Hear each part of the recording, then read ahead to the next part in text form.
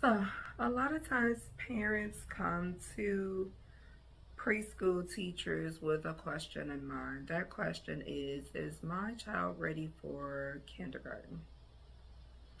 And to answer that, I am going to use the Indiana Department of Education Kindergarten Readiness Facts and along with the literacy readiness and the mathematical readiness.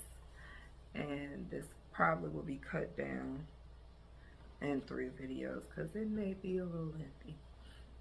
But to find out if your child is ready for kindergarten, school readiness efforts support the development of skills, knowledge, and health.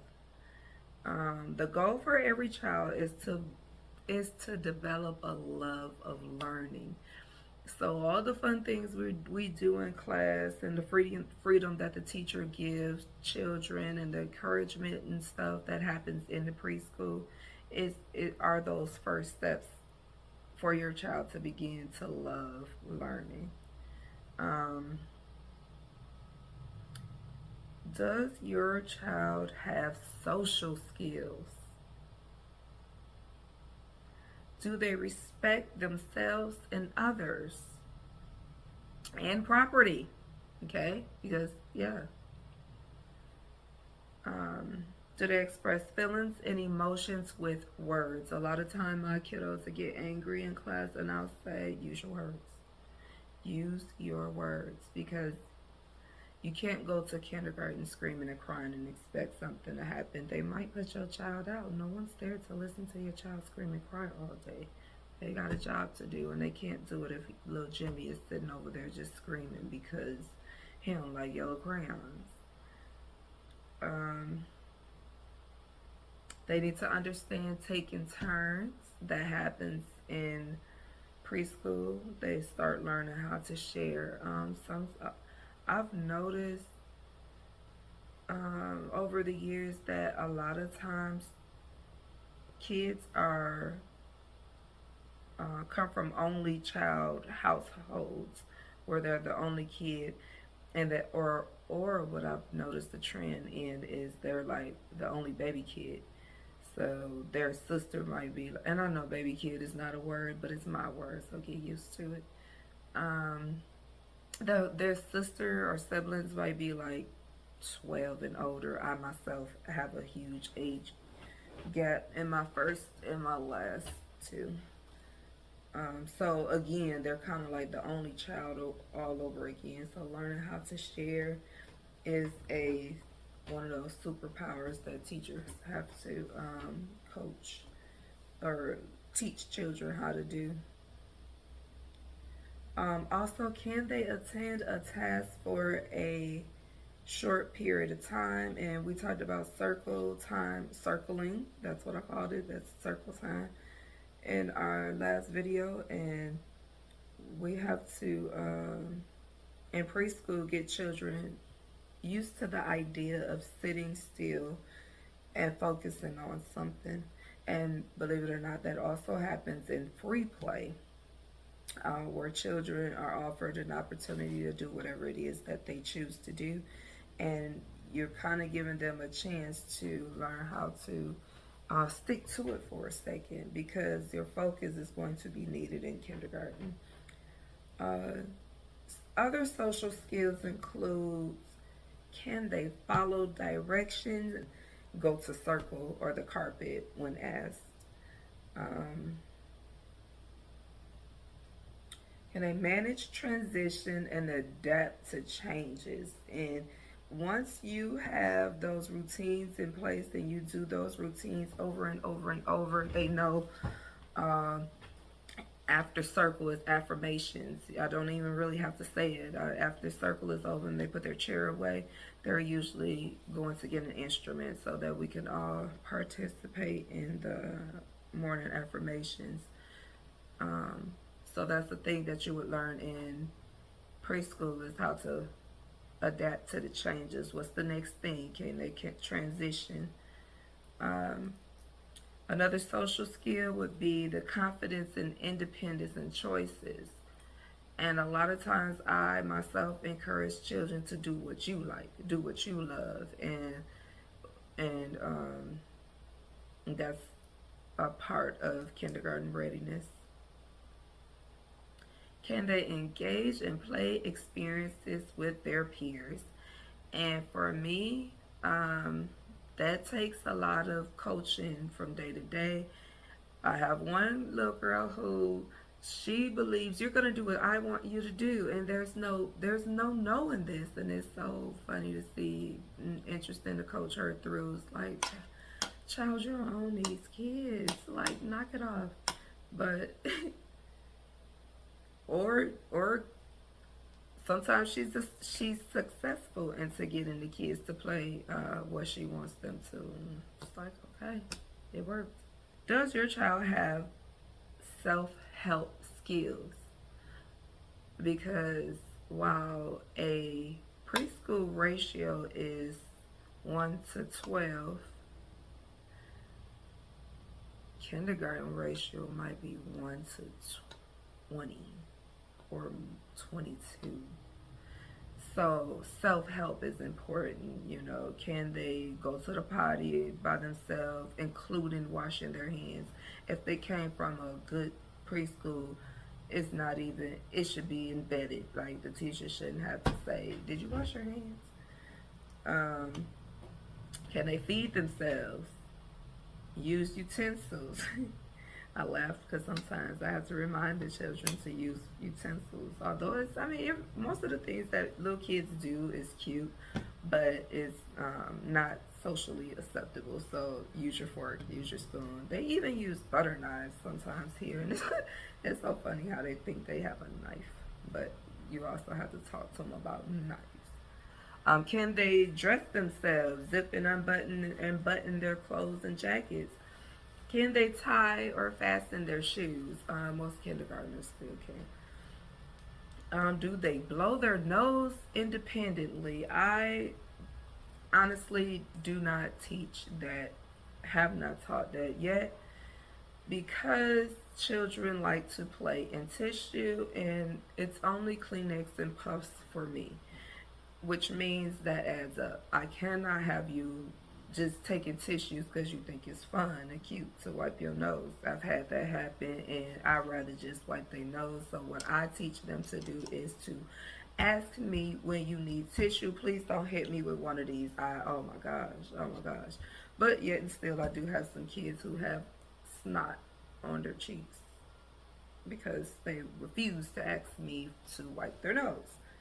So I just have to kind of be on it. If I counted the amount of times that I wiped a nose in a day, how the old folks used to say, if I had a nickel for every time I wiped a nose, yes, I'm taking all donations for tissue and Kleenex and what you call it, hand sanitizer for our daycare, because it is a great need. Again, I think I talked about in one of my videos how to stay well.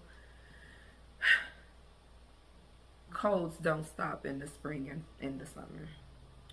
But other self-help skills that your children may need before going to kindergarten is showing basic safety knowledge. You walk in the classroom, don't throw things, move with respect or to self and their peers and their personal space. Like, don't be knocking people's stuff over without saying sorry or pushing people down because the line ain't moving fast enough. And again, those things that you learn from being in preschool and being around other children. Does your child have fine and gross motor skills? Can they hold and use writing tools? We write a lot. I even start at 2 to teach children how to hold the scissors, because that's like a big plus to go to school, kindergarten, knowing how to hold the scissors. Can you create some shapes, symbols, and possibly words without support or with support? Can you open packages and containers? The saddest thing I remember seeing, let me think about exactly where I was at, because I want to say summer camp, but we were really nice in summer camp. So I have to say this is kind of mean, but I think it was a school. Maybe I was doing I don't remember what it was, but I know it was a school. And I've seen it on more than one occasion, and I was really taken aback. But they would not open them kids' milk.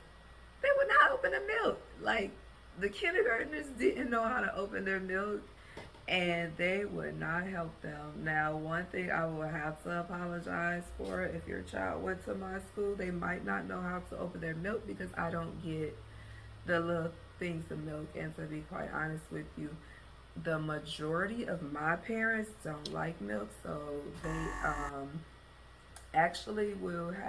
actually have doctor's notes where we don't need to serve milk. If we do, it's in a sippy cup or a regular child size cup. So yeah, sorry to you if you can't open your milk and you was a part of our daycare. You might not need milk anyway though. Okay, but that's a whole nother story for another day. Other fine and gross motor skills would include: can they run, hop, stop, drop, roll? Okay, maybe not roll. Gallop, skip, change directions, and do other coordinated movements to perform activities. And you will definitely receive a lot of opportunities to do that at my daycare because we love a good simple song with some music. Jellyfish, jellyfish, jellyfish, jellyfish. Tell me you can do a simple song thing and not have fun. You're lying. Yeah, slick. Anyway, back to this. How can you help your child at home? Read to your children. You can read a short book. You can read the same book every day. It's seriously the practice and the just the action of reading to your child, or your child seeing you read, that helps your child to encourage them to build a love of reading. Encourage conversation with adults and peers. I laugh because my middle child, yeah, I would encourage it, although it made me cringe. She would talk to everybody, and I used to be like, "Oh my God, could you please stop talking to strangers?" But I'm here, whatever. Okay, talk to them, but I guess you should encourage that so that they can experience having conversations with other people. I get if you're not a fan of it. Believe me, I was not, especially considering for some reason when she talked to certain people, they would want to touch her, and I would wonder why do you want to touch my kid? Like, what's wrong with you? But yeah, that's the part that I think our parents dread of having kids is people want to touch them. And it's like, why? I'm never gonna just touch your kid, but there's a certain group of people, you know who you are, that likes touching little black kids. Yeah, it's weird. Demonstrate and practice understanding of nutritious foods. That's how you can help your kid at home, because they're not going to get those Takis and Flamin' Hots if they're eating school lunch. Practice healthy sleep routines. I used to have one kid in preschool. That kid used to go to sleep never.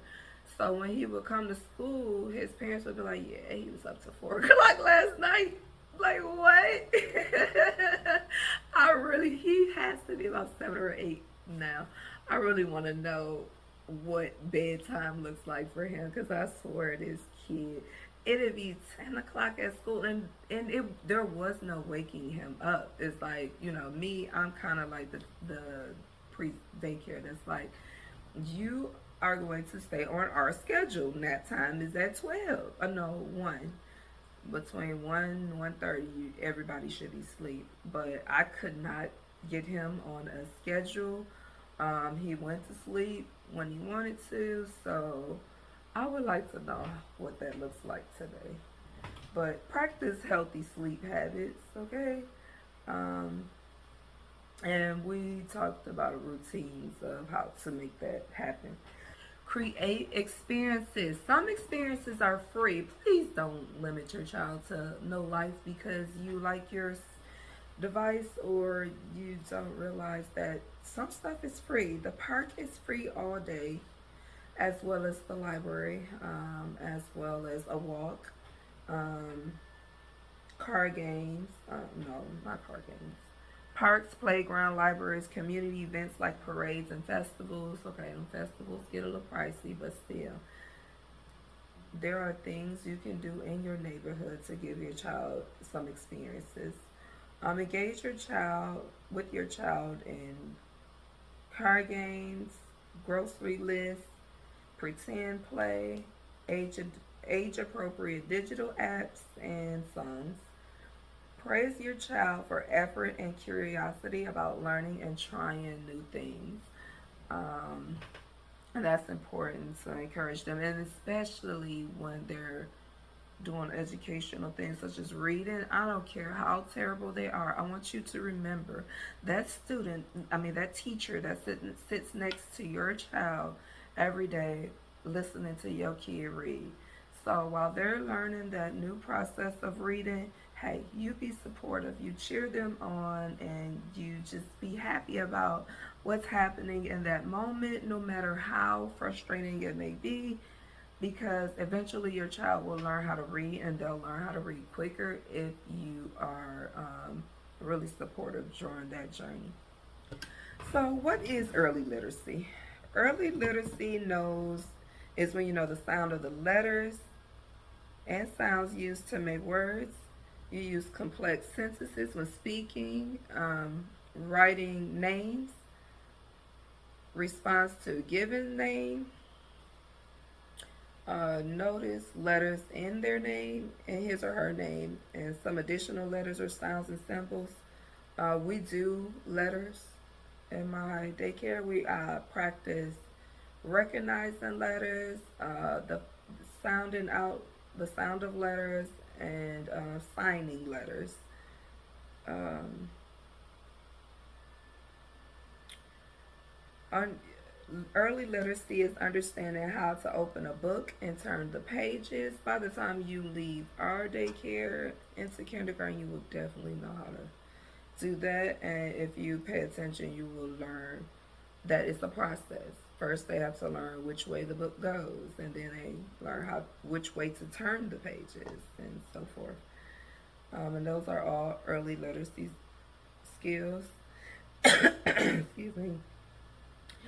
Um, Rhymes to create new words is early literacy. Oh, fun fact: encourage that as best as you can, as much as possible. I do have a couple of students who, and they were girls, interestingly enough, who were basically little freestyle artists. My one, she doesn't do it anymore. She's about 8, maybe. But then I have one now who she she freestyles a lot. It's so cute to see. But more early literacy is understanding and following oral directions, retell familiar stories, and communicate through drawing and emergent writing. So all of those things is getting a better understanding of if your child is ready for kindergarten. Moving right along. See, yep, that's 19 minutes. Well, I'm gonna get my first hour video. Early literacy readiness and what families should know. Did I not? That's kindergarten. Okay. Early literacy is print awareness, letter knowledge, phonemic awareness, emergent writing, and comprehension. So, to go over each one, print awareness is the earliest understanding that written language carries meaning. Okay. This is the foundation of all other literacy practices, which include following the words when reading in a book, tracking, responding to labels and pictures and symbols, and distinguishing pictures from the print. Letter knowledge is the ability to recognize and name the letters of the alphabet, which are part of literacy skills. Letter knowledge uses a variety of activities to recognize both upper and lowercase letters. When teaching alphabet, we use handwriting without tears. So there is a order that they use in order to teach the letters, and there are we use the handwriting without tears letter pieces to create letters. They also use letter magnets to make words. They also use Play-Doh mats to create letters. There's also cube mats to create letters, and these are all ways that you can teach the alphabet without writing, just writing. 'Cause you needed to, you're building a love of learning. They're not going to love sitting there writing letters all day in preschool.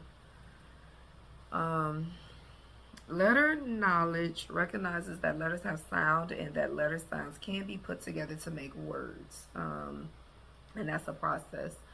So I've had recently, I don't know if it's the latest TikTok craze or what, but I've had parents come to me and tell me that they're teaching their children how to read by teaching them their sight words. Okay, so stop. Let's just stop. Enough is enough. To teach sight words without teaching letters is crazy work. Okay, it's insane. Because a word to a child that does not know their individual letters and letter sounds is just shape. So while they see they're learning like it's like, a shape. It's like, let me see if I can do this reverse.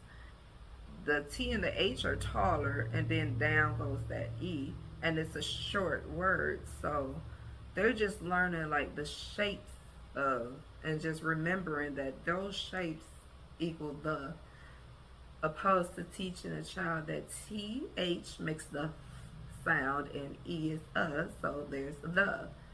Please stop the crazy work teaching your child sight words without them having a knowledge of letters, please. Crazy word. Emergent writing. Okay, I think we went over emergent writing. That sums it up. Comprehension is also a part of literacy readiness. Comprehension is when a child reacts to a story or an event and identifies details from the story or pictures and talks about the characters and settings. They retell familiar stories. That's why it is okay to read that book over and over again. So, they can tell you what happened. That does not mean they can read. Stop. And then they respond to the story. Comprehension is the skill that the earlier the better. I know we've all remembered taking them long tests and them being, for me, they weren't that daunting because I liked to read, but I do remember times where if I didn't feel like it would be like something I didn't really want to do but comprehension is a part of all of those testing that the children will begin to have. So the earlier they begin to learn how to do it, the better. When children participate in retelling details of an event or story, they develop the ability to comprehend and answer questions about the story or event. Practice it at home. Read to your child every day. Let your child see you reading every day, not Facebook or the Instagram. Reading a book. They still make those. Okay? Children need to see adults obtaining and using information from many different sources. recipes, newspapers, manuals, websites, books, and many other ways so that children can read more than just on a tablet. Have your child read to you. Young children reading is them just telling you the story. They don't have to necessarily know how to read per se, but just again, the action. Uh, Young children may begin reading by pointing to the pictures and talking about them and telling what the story is about. Use stuffed animals or sock puppets to retell stories. Help your child become aware of sounds and letters. Play games. What sound does M make? Help your child blend sounds by to make words. What word am I trying to make? K, k, at. Find books with the simple stories and help your child start to think about what he or she hears. Talk with your child about what happens first, next, second. Wait, I'm sorry. What happens first, next, and last in the story. Ask your child to draw their favorite part, and that's emergent writing. Um, Provide opportunities for your child to use various materials to scribble, draw, and create. You can also uh, create things or retell a story using the. I love Canva, but there's other things like Canva that your child can use to create online to retell a story. Now we're moving on to